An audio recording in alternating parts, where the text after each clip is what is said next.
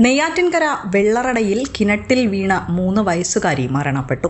ചുണ്ടിക്കൽ സ്വദേശി ചന്ദ്രമോഹൻ ആരതി ദമ്പതികളുടെ മകൾ 3 വയസ്സുകാരിയായ നക്ഷത്രയാണ് മരണപ്പെട്ടത്. അച്ഛൻ വിദേശത്തായിരുന്നു. മാതാവ് ആരതി പുറത്തുപോയ സമയമാണ് അപകടമുണ്ടായത്. കുട്ടിയെ കാണാതായതിനെ തുടർന്നുള്ള അന്വേഷണമാണ് കിണറ്റിൽ നിന്ന് മൃതദേഹം ലഭിച്ചത്.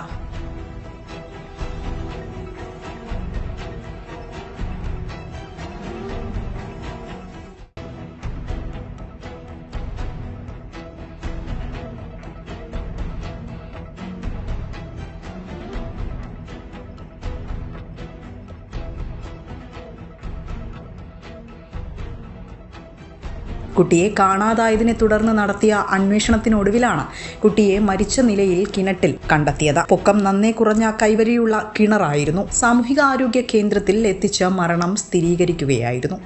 വിസ്മയ ന്യൂസ്, നെയ്യാറ്റിൻകര.